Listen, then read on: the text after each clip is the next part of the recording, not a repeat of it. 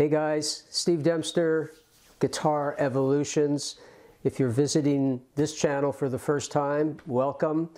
This channel is all about helping guitarists make good connections between musical concepts so that their learning becomes a little bit more logical and a little less piecemeal, and it makes a lot more sense, and it therefore is a lot more fun to learn, and we prevent overwhelm in the process.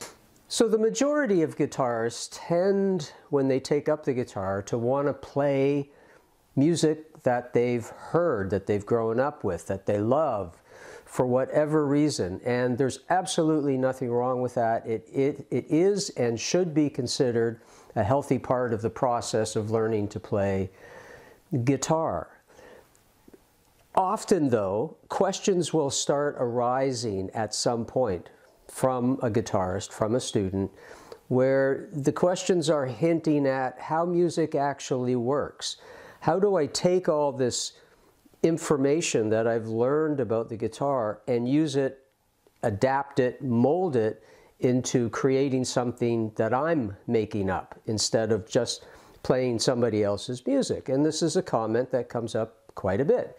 So I thought in this video we would explore, at least on the surface, a little bit of that process. Admittedly, it's a creative process, and as such, it's very hard to pinpoint any sense of do this first, do that first, do this, do that. Creativity, as you probably know, doesn't work that way. So how people pull together, how guitarists pull together all the information that they gather up, in our case, fretboard awareness. How do we gather up that information and then apply it to making a piece of music? That's what I want to explore in today's video, and we're going to do that right after this.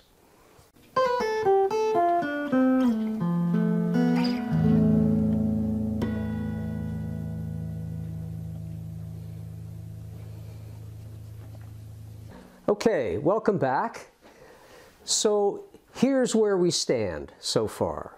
In the first video of the series, I asked you, what do you see when you look down at this D minor 7 chord? Yes, it has a name, and we spent a fair amount of time trying to figure out, you know, what would be good to see ultimately as you look down upon it. There were three options. You could see it as a shape, and if you only saw it as a shape, that does put some limitations on what you can creatively do with it, because it's really just a snapshot, a Polaroid snapshot, if you will, of a shape. And that's how your mind sees it.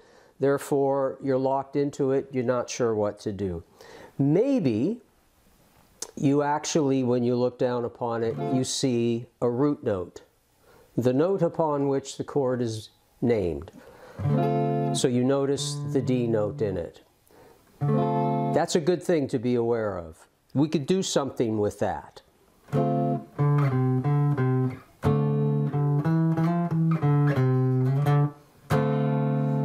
Okay. If you saw all the notes of the chord clearly in your mind, you see a D, an A, a C, an F, and another A. That would be really good, because then you have more options to play around with. But how do you figure out what those options are? Well, that's where I introduced the whole idea of the ocean of the key of C. That if you understood, for our example anyway, that this D minor 7 chord is the 2 chord in the key of C, then ideally and over time, this is not something that happens fast, but it is something that needs to be rehearsed in a consistent manner, to see the C majorness of the key that you're in. So you see, you could play it as scale in any format, anywhere. Little tweak there on my string, anywhere on the fretboard that you can do that is a good thing. And then ultimately you start to see just the notes of the key of C as a starting point. And you can noodle around.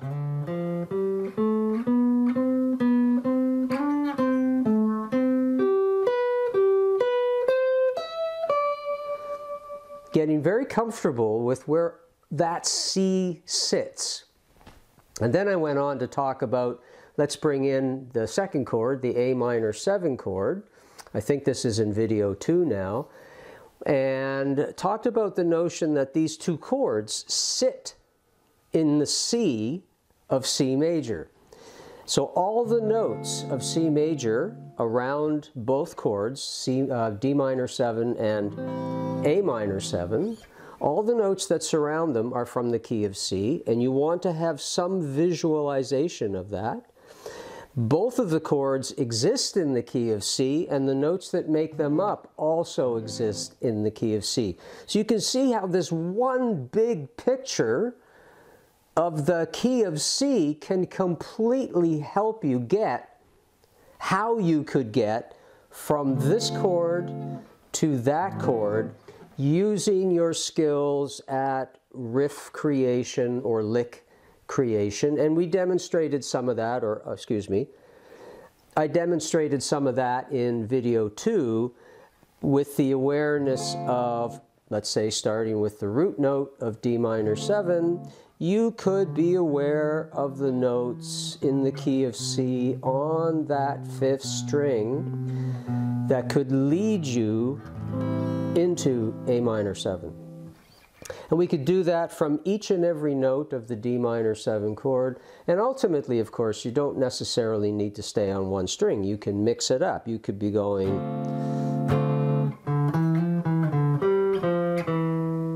and then move into A minor 7. That's where the creativity comes in. What sparked me at that moment to leave the 5th string and go somewhere else? Okay, so given that the process of creating your own material is challenging, and if you've never done it, it can be quite intimidating, but you do have the tools to do it right now. Through video 1 and video 2, you have those tools. And once again, go back and watch those videos if you haven't done that yet, so that this one makes more sense to you, and the other two will sort of prime you for what we're going to talk about today.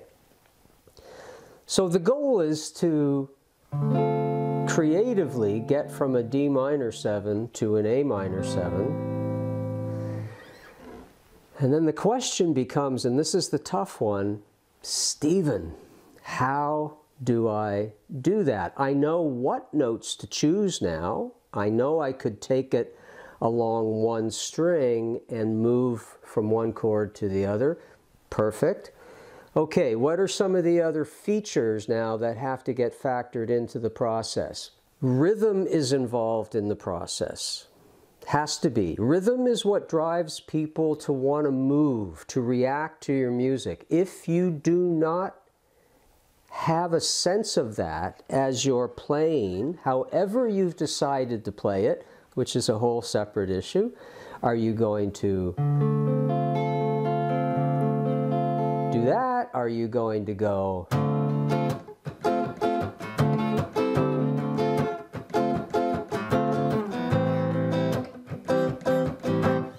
are you going to go like this?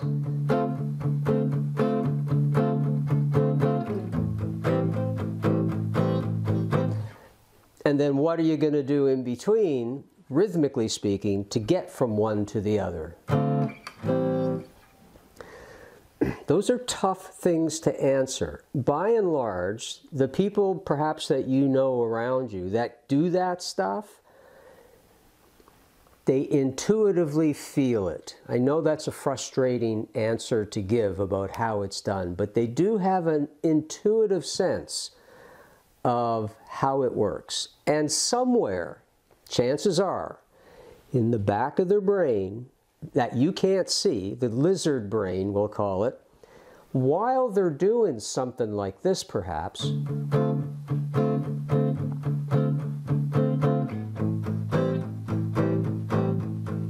If you're looking at my body very carefully, you'll notice my left lap.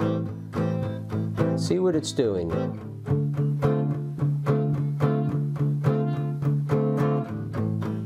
This thing, I know you can't really hear it much, is going on in their head, in their body, very subconsciously. It's the tool that's going to drive everything they do. For example, maybe I'm going to do this.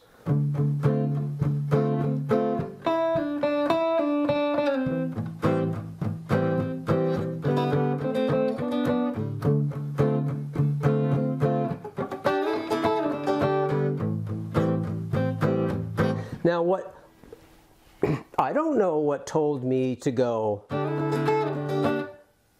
I don't know what made me think of just hitting a couple of those notes before going to A minor 7. That's the muse. That's the creativity part. But what I can tell you is that what I did, how I did it with this hand, completely resides within what I refer to as this pulse. And many of you have already heard me yap about the pulse a lot. I'm telling you now, once again, it pervades all aspects of your playing, whether you're aware of it or not, or whether you have to be formally trained in it or not. It is the key feature. Whether you're strumming, picking, doesn't make any difference. So given that this process is intrinsically kind of, you can't grab it and lay it out in a linear fashion and instruct someone to do this and then that and then this and then that, but there's no reason why we can't use that kind of thinking to help get the process underway. And that's what I want to do right now. I want to walk through a possible scenario that you might undertake in order to be interested and willing for you to creatively move from here to here. And I totally get that some of you out there are thinking, well, that's easy. I have no trouble doing that. You're that person that can do it intuitively, or you're that person that has had some rhythm training. Either way, you can do it. A lot of people have trouble with this. They get them, they know the tools. They get that because it's physical, it's teachable. But this process of getting from one thing to another, when it's not a well-known song, it's you making it up, and you wanting to make up something interesting is a tremendous challenge. So let's give this a go.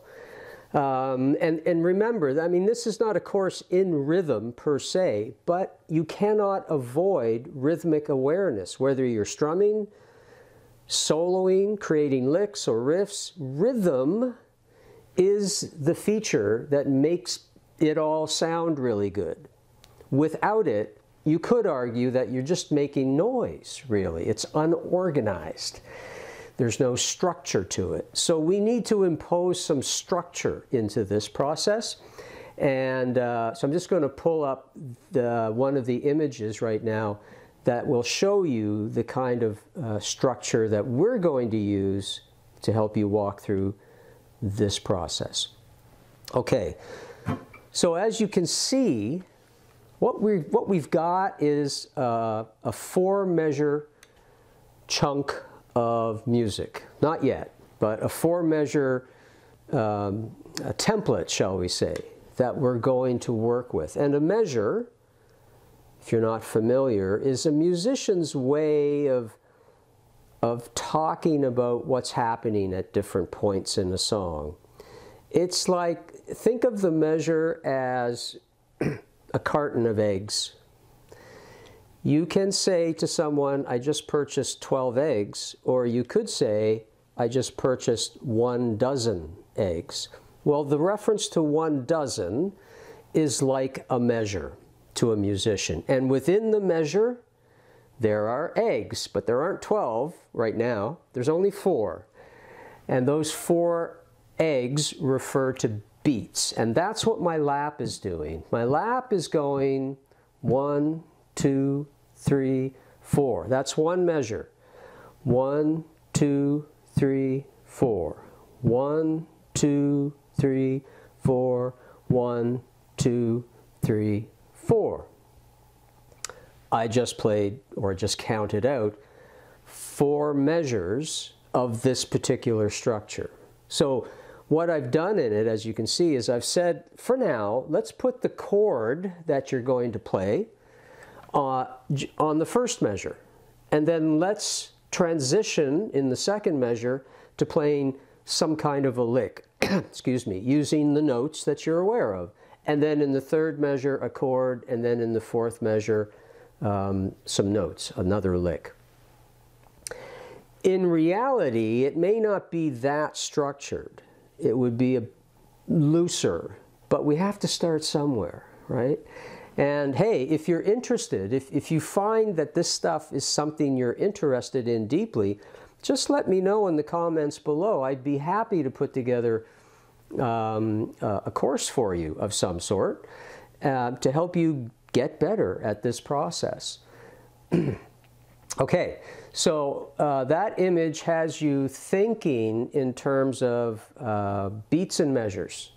In each one of those blocks, I'm looking down at my graphic here, in each one of those blocks, there's either a chord being played or a bunch of notes being played. And while both are happening, in you, the rhythmic entity that you are is counting away.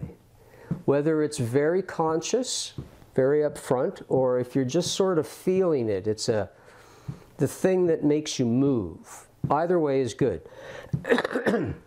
But what you want to make sure of is that you can do it steady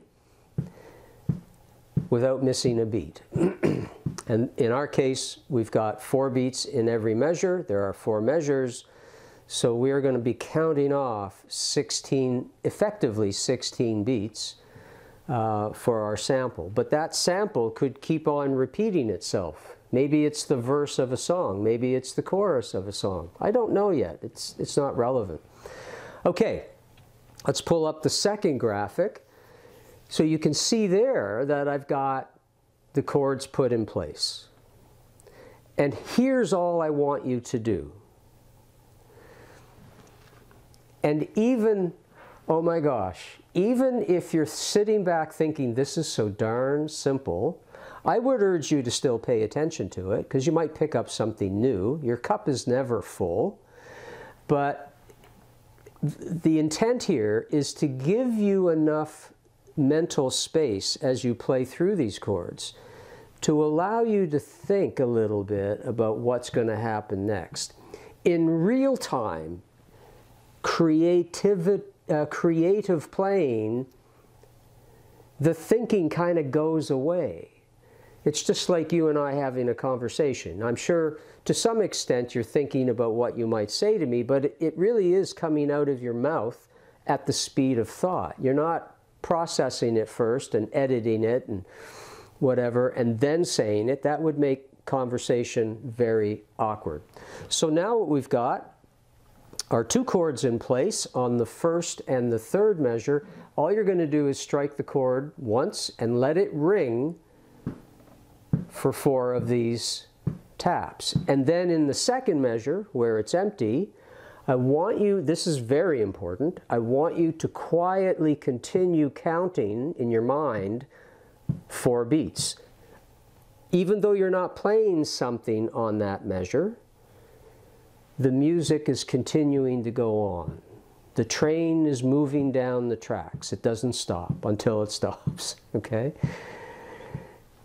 So, in order to make this even more clear, at the end of the 4th beat on any one of these 2 chords, I want your strumming hand to just touch the strings. Just lay the back part of your hand on the strings to mute it out. Let me demonstrate. 1, 2, 3, 4. 1, 2, 3, 4. 1, 2, 3, 3, 4.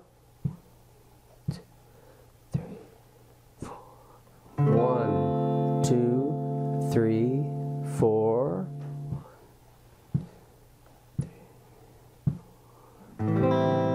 2, 3, 4. Thinking. 1, 2, 3, 4. Might seem very simple.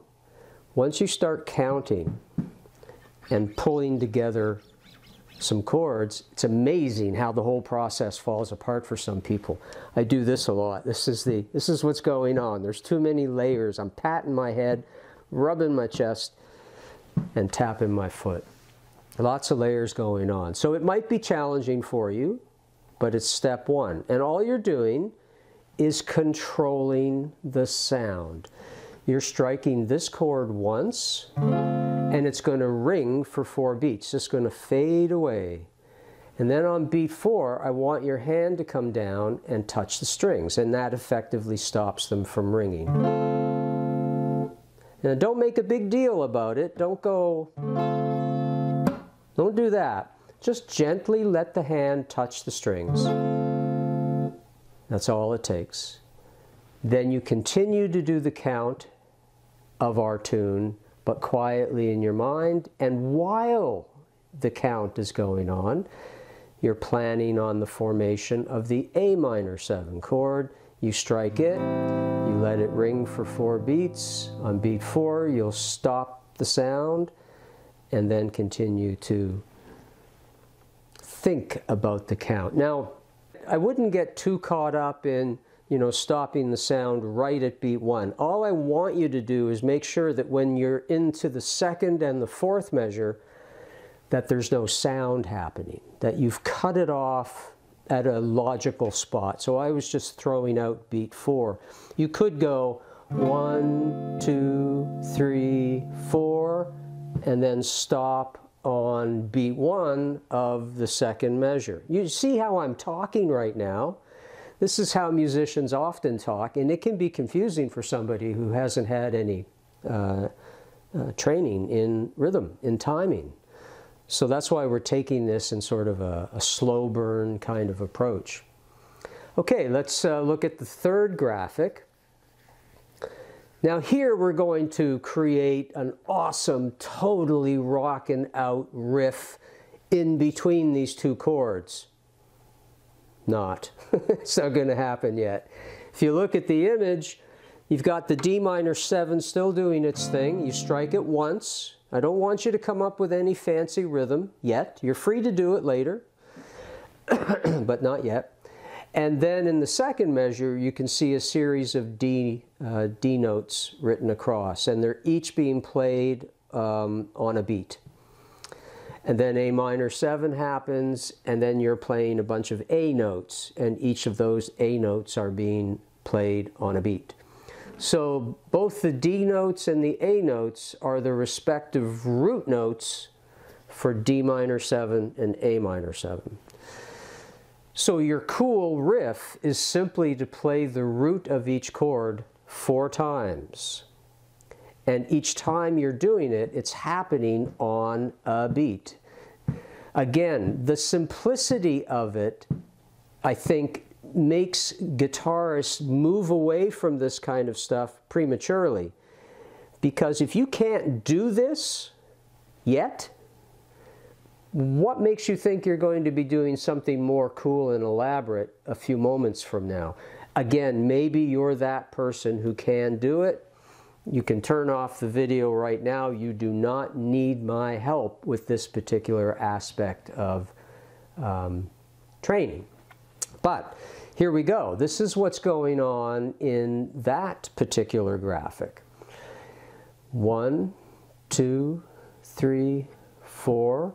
1, 2, 3, 4. 1, 2, 3, 4. Move. 1, 2, 3, 4. 1, 2, 3. Let's do it again. 1, 2, 3, 4. Here's your lick. Rocking out. 2, 3, 4, and 1, 2, 3, 4, and root note of A minor 7, and then just end it with a D minor 7. Again, as simple as that is, potentially simple, maybe not, what we're doing is, or what I'm doing, is helping you to realize that no matter how simple or complex your playing is, it's all being generated via some type of structure, timing, a chord lasting for this amount of time in terms of musical beats, transitioning into a lick, and then getting out of that lick in time for the next chord, wherever it's supposed to come in.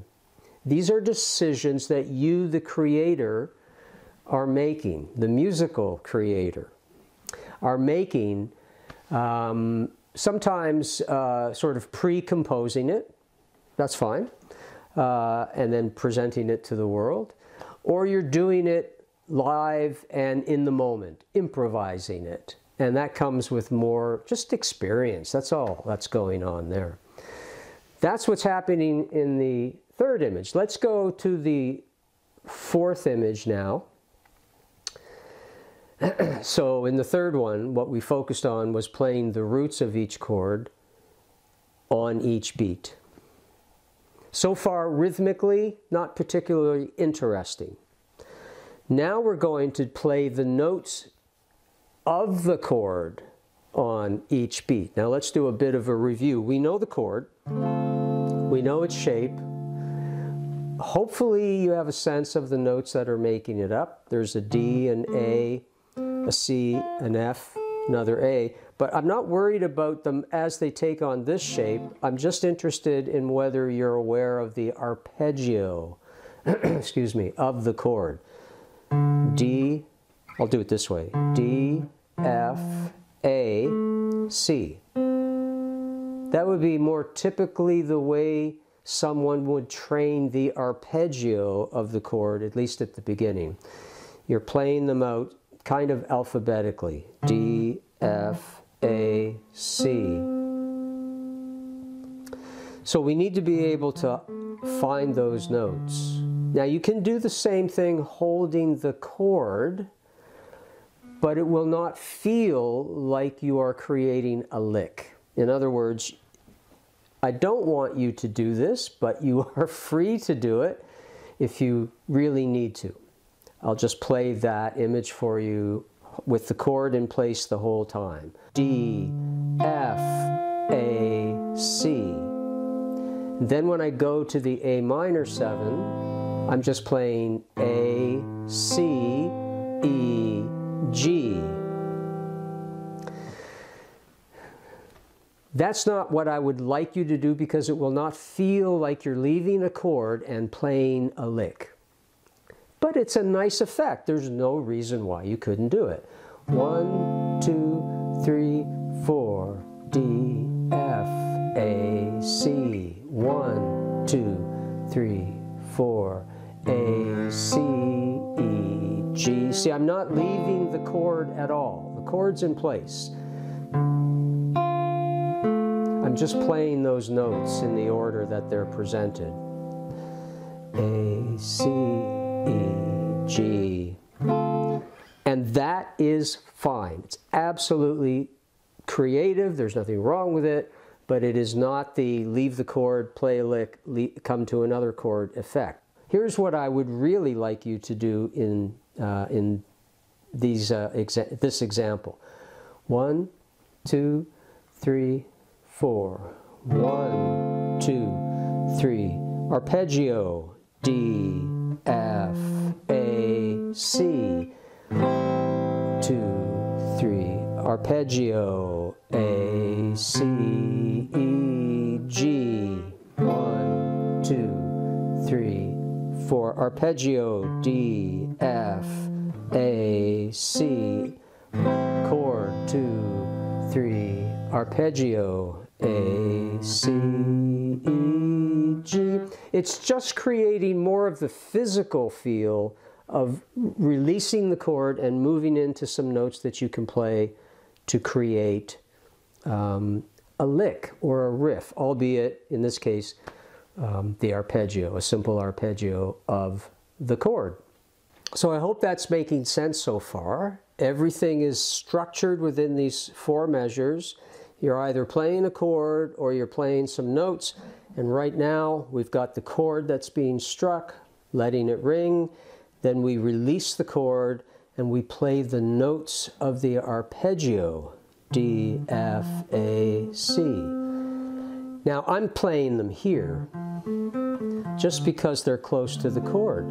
If you really know the notes on your fretboard a little better, you could go play the chord and then find any D. D, F, A, C. And that might be a smart thing to do because the C brings you into one of the notes of the A minor 7 chord without having to make a big leap. So the notes of the chord or chords can be played wherever you are visualizing them the best. You do not need to copy it the way I'm doing it. This is part of the creative process. And, by the way, getting you to think about this stuff, if you're finding it hard on your brain, is exactly what's needed to help you learn your fretboard better. Using real musical attempts and bringing in certain musical concepts and having you be very aware of where these notes would exist forces you within the musical context to try to get them right. No better way to learn the fretboard. The worst way, as I've mentioned earlier, is to go through each string and name each note up a string. If you can do that, that's still a fine skill, but it's a slow one for most people. It's a boring one for most people. It's disconnected from the act of making music for most people. So we want to keep everything you're doing musical in its context, period. Whether some people will refer to, what we're doing here is when we use arpeggiation knowledge or arpeggio knowledge and the awareness of the key knowledge, they will refer to this as theory. There is no theory going on in music. I'm sorry that the word exists. I know I've barked on this one before. It shouldn't exist because there's no theory going on. Theory's a bad word that was chosen to help explain why things work the way they do. A better word is analysis, which is what I use. Because number one, theory has developed, the word has developed a very, very bad name for itself, making people feel like it's this esoteric thing. This is on the road, rubber hitting the road kind of idea, in your face, making music, using musical knowledge, or what some would say, using musical theory. Don't think that way. I urge you not to think that way. This is making music in real time, using real concepts that every guitarist should be aware of, and not just as a shape that you play, that you've memorized, to make it all happen. That'll come later. It's inevitable that shapes are going to become part of how you process guitar. But anyway, I think you get the point. I'm trying to not separate the analysis from the act of actually making music. It's all one big bucket of good stuff. So there you go. I'm off the soapbox now. Okay, let's look at the next image. In this image, we're attempting now to make the rhythm of the whole structure a little more interesting. And by the way, just because I've done it that way in my image, doesn't mean actually you have to do it that way in the way you're going to play. Practice these for sure, they're worth doing, and see if you can develop some level of mastery with them. But you can break these measures up in terms of what you do during the chord, what you do during your lick, what you do during the chord, what you do during the lick. You can do generally anything you want, as long as it's, for now, as it fits within this counting structure. So you only have so much time to play your lick, then you've got to get off it and be on the right chord at the right time. And that's something that catches people off guard quite a bit. It's really something that just has to be practiced. You have to feel the error of it in order to correct it later on. And I'm not saying there's anything wrong with coming in an unpredictable way, either to a chord or a lick. There's some aspect of that that's very attractive in music making. But that's not the stuff you want to get exposed to at the beginning. You want to have the structure guiding you properly, and then when you're good with that, you can start bending, as they say, start bending the rules a little bit about how this works. I don't use the word rules either, by the way. It's not a good word in music. There are no rules, there are only guidelines. Okay, this next image. Notice in the first measure, we've now broken the D minor 7 chord up into, originally it played for 4 beats. Now you'll strike it once, I'll do it here, strike it once, it'll ring for beat 1 and 2, and then you'll strike it again on beat 3 and it'll ring for 3 and 4. So you're basically hitting the chord 2 times. 1, 2, 3, 4. 1, 2, 3, 4. That's it. That's all that's telling you to do. And then same thing for the A minor 7 chord. 1, 2, 3, 4. Now, you're not sitting with me right now, so you can't ask me, hey Stephen, why did you do that? But the answer is, because I felt like it. It's as simple as that. There's no right or wrong to it. I could have just as easily have gone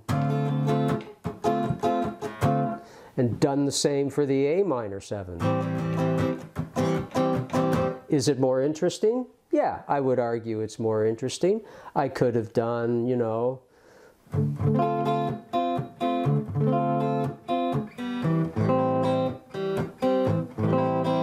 something like that. Or I could have done this.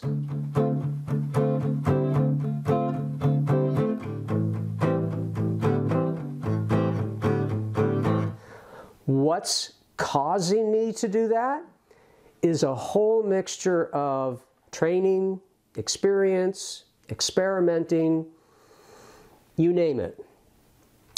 Learning from someone else, something, you know, taking that and hey, did you know you could remove your fingers and you're on another chord and then you can do this real back and forth real quick. Or maybe you picked it up because you're trying to transcribe a piece of music from a band that you really like and you heard this effect and maybe somebody showed it to you, maybe you figured it out on your own. I have no clue. I do not know what causes people to do this over this or over this.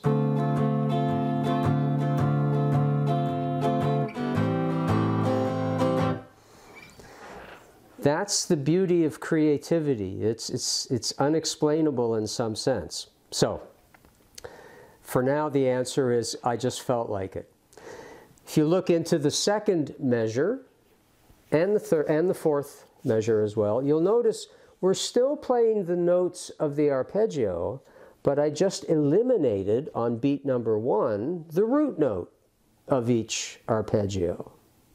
And once you start manipulating rhythm this way, within the structure of this pulse, the 1, 2, 3, 4, once you start getting comfortable with manipulating that, that's where the cool stuff starts to happen.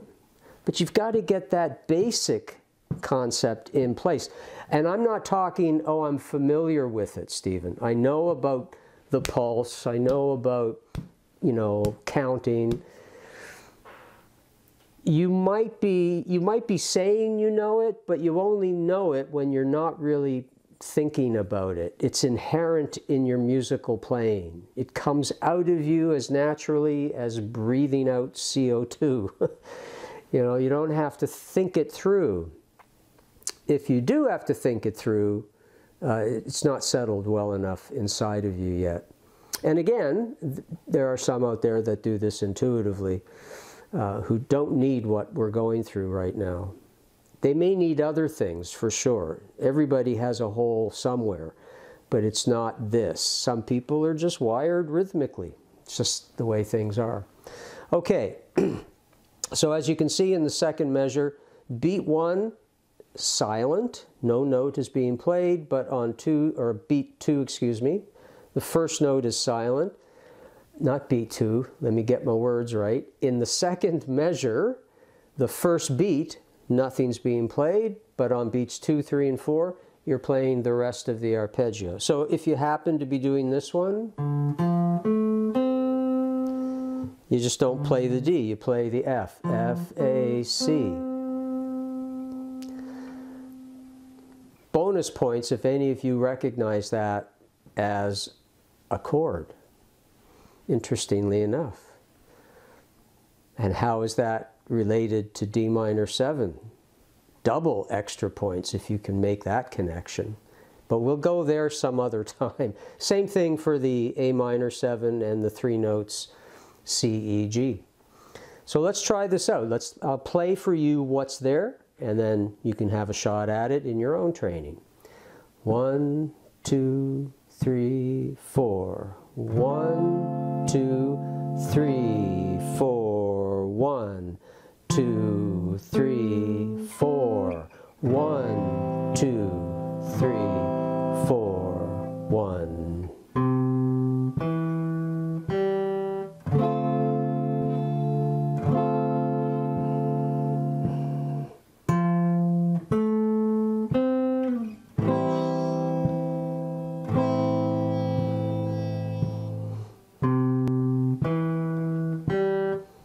And again, if I put that into a more freer musical interpretation, it might go something like this.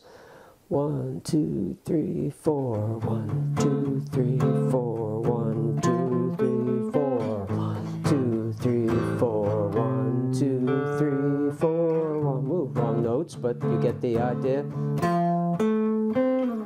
2, 3, 4. 1, 2, 3, 4. 1, 2, 3, 4.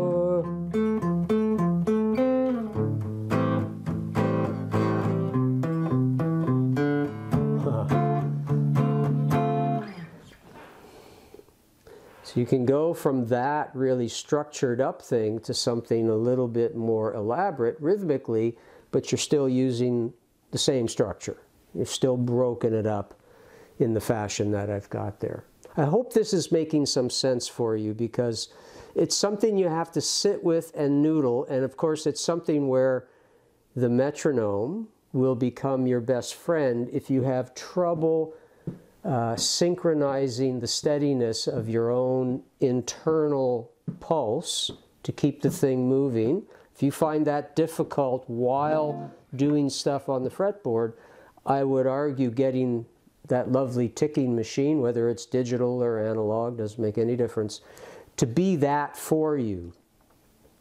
But set it at a slow click so you have time to process what's coming up. I think it's important to realize the beginning of this is very thought heavy. The repetition of it over time puts the thought more into an autopilot mode somewhere in the back of the lizard brain, back here somewhere. The final approach that I want you to think about is probably a bit more common for some of you out there, and that is simply that you can play the chords, but if you happen to know the minor pentatonic that goes along with D minor 7 and A minor 7, you could simply use your knowledge of that scale, which is very commonly used in guitar world, to create your licks from as well. Now, just be aware that you're still playing notes that belong in the key of C. You've just organized them in a memorized shape. That's what most guitarists do. So in this case, you need to be able to, when you're looking down at D minor 7, do you know the D minor pentatonic scale in this location without having to do this? Go and find this D note and then play this very common fingering. You could do this. I'm not saying don't. If it's the only thing you know, then use it. And then when it comes to A minor 7, if the only, again, version you know is that shape, that our good friend, then use it. Get good at it. It's just that you're going to have to leap around a little bit, okay? The alternative to that is to know what D minor pentatonic looks like when it's not being played off of the 6th string, as it commonly is. You need to be able to play it off the 5th string. It looks pretty much the same, but it has one little change.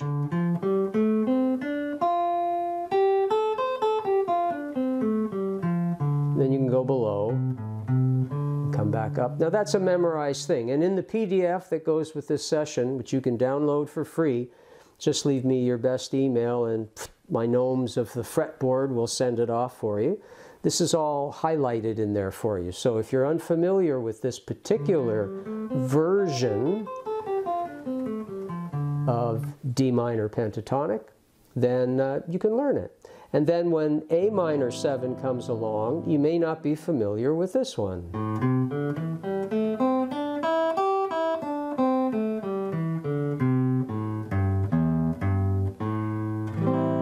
It's actually the same thing, but it's harder to see it because we're now using open strings and fretted notes. But if you get this guy,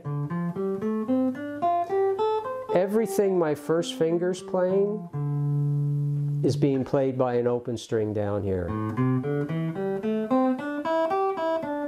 Sorry.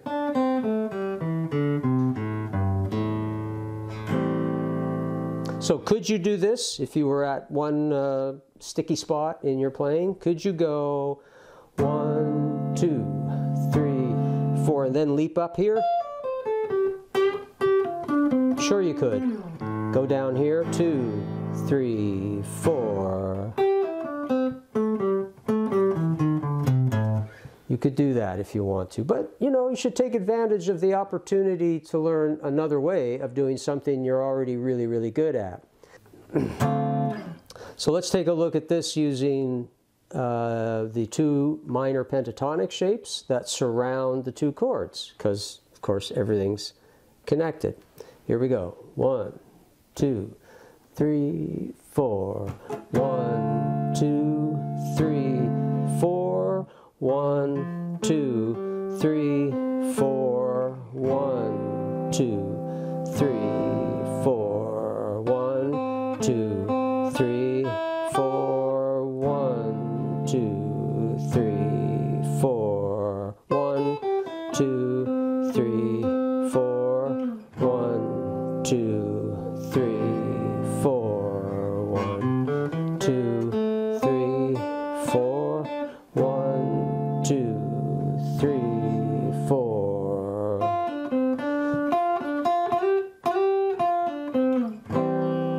2, 3, 4.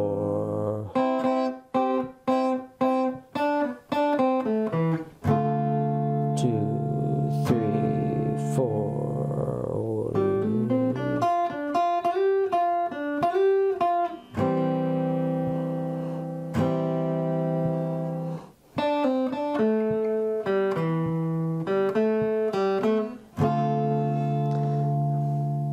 Now, if it were me, I mean, I'm feeling quite restrained as I play that, so some clarity comes across. But if it were me doing it, like sitting around a campfire, I might be going like this. 1, 2, 3, 4. 1, 2, 3, 4.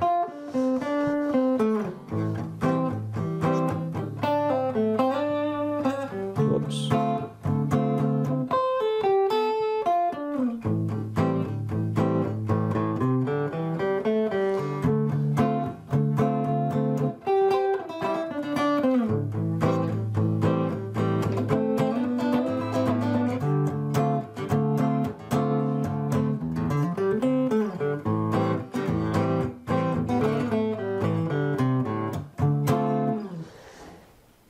What's coming out at that instant is a whole constellation, a whole combination of, I've done it a lot before, I had to do it at some point in my past for the first time, maybe learning to palm mute, I like doing that effect, being able to manipulate the scale using articulations, throwing in bends and slides and double stops, you heard some of that.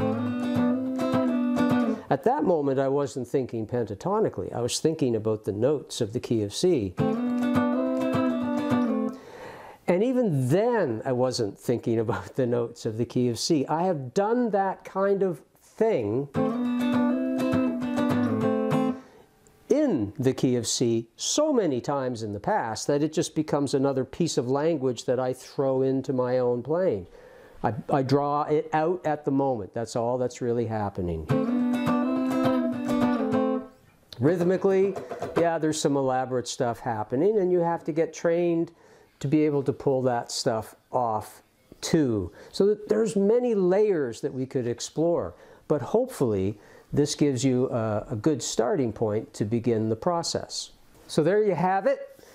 We've got 3 videos that cover at least some aspects of visualizing the fretboard.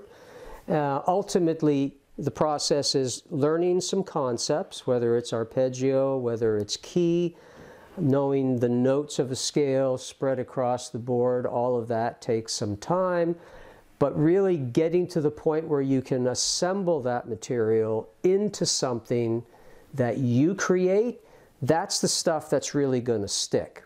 Doesn't matter what I say to you, doesn't matter what a video says to you, like I'm doing right now, doesn't matter what a friend says to you, the best stuff that sticks is stuff you discovered on your own. And that's why I can't encourage you enough to take this information and explore it, experiment with it. It's like taking paint and just pushing it around on the canvas and see what happens. And the more you do this, you're going to pick up certain things that keep showing up quietly in your own mind, and they're going to become the things that have meaning for you, and they're going to show up in your playing. And you continue to feed that process with new information that gives you new opportunities to create music on your own, and in this case creating some lick type material as you go from one chord to another. That leads me to the piece that I played at the very beginning of this video. That was my composition, attempting to bring together all of the stuff that we would have been talking about in all the videos. I took some liberties. I added in some extra chords from the key of C just to fill it out a little bit more. It's finger-styled, there's nothing strummed. And there is very little in that piece that's coming out of me at the moment that it was composed and then recorded that I haven't done in the past in some form or another. You use the word "the" repeatedly every day, and you've been doing it for a long time. No wonder it just becomes a normal part of the way you speak. You understand how that works. It's the same process here. So the intent of that composition wasn't to kind of be showy about it. It was to demonstrate that the tools that I'm using at this stage of my playing are different than the tools that you'll be using at this stage of your playing. And we're all just growing in our own way, and we're in our own lane. Don't worry about what the other people are doing. Just stay in your own lane and focus on your own skill development. I hope this series has been useful to you. If you have found it so, again, you know what to do. Like, share, spread the love around, and click the notification button if you're new to this channel so you can be notified regarding other videos of this nature, which are all about helping students make connections between musical concepts making their learning of the guitar more fun and less overwhelming. Until I see you again, Steve Dempster, Guitar Evolutions. Learn strong.